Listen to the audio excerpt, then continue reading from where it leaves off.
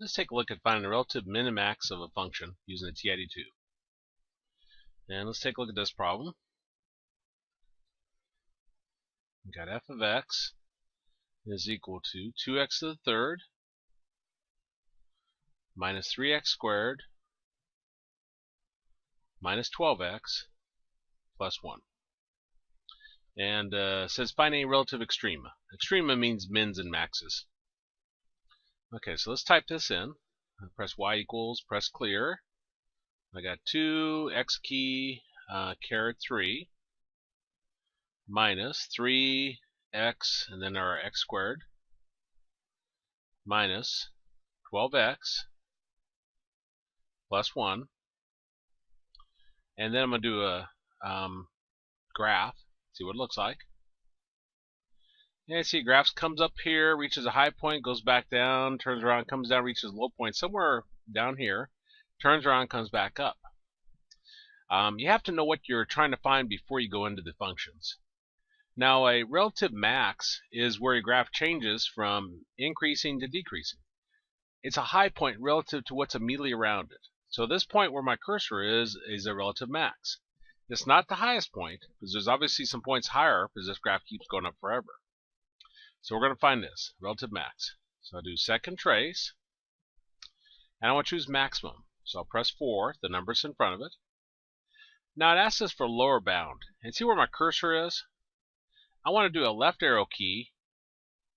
When it says lower bound, I want my cursor to the left of where my max is. So that's why I kept doing the left arrow key till it was over on the left side here. Then I press enter. Now it asks for upper bound. So we're going to do a right arrow key until our cursor is to the right of where our max is, which is there is good. You don't want to get too far away from it, but it doesn't have to be on top of it either. And then I press enter. Now for the guess, you just go ahead and press enter. If you've done a good job with your lower and upper bound, then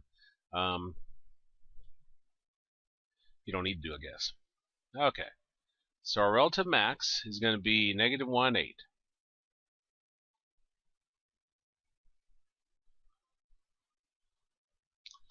Notice we got a little bit of accumulation here, a little bit of error that accumulates. If it says -1.000001, you can pretty well assume it's -1.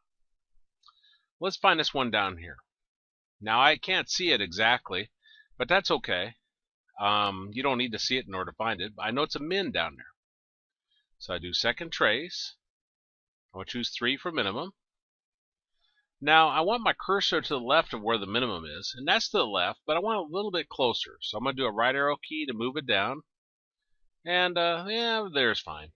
And press enter. Now for the upper bound.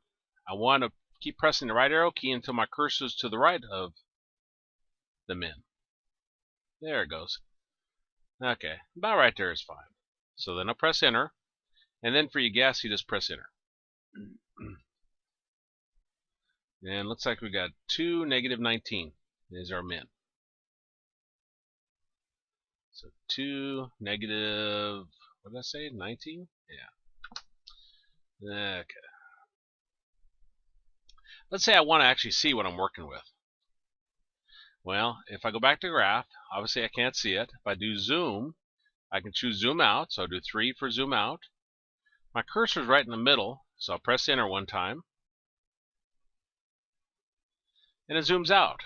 Now you can see that even though I zoomed out, it doesn't mean it's necessarily going to be easier to work with, because I can't see it very well. At that point, you may want to, if you want to get a better picture, you probably want to do a zoom and choose Z box. So I'll do 1 for Z box. I want to do an up arrow key, left arrow key. I want to put this in the upper left-hand corner where I'm going to draw my box. Let's say right there. Press enter one time, and then I'll do my right arrow, down arrow key and right arrow key. Draw the box around what I want to zoom in. Right there is fine. So then I press enter, and it'll zoom in just what I drew the box around. Now that's better. I can see it better now.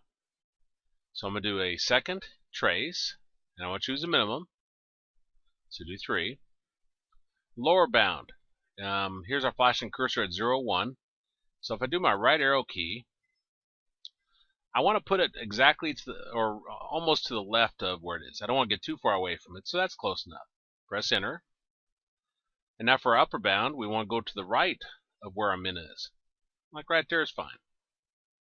Press enter, and then we'll do enter on guess. And you see we get 1.999997, negative 19. You can guess what that is. That's our 2, isn't it? Now notice the first time we didn't get 1.999997, did we? We got a 2. So calculator, depending upon where your cursors are and so forth, when you do lower bound, upper bound, you'll get the exact answer sometimes, and sometimes you get really close. We can assume if it's 1.999997 that rounds to 2. Well, to set your calculator back, you do zoom and choose 6 for Z standard. And that sets it back to your standard viewing window.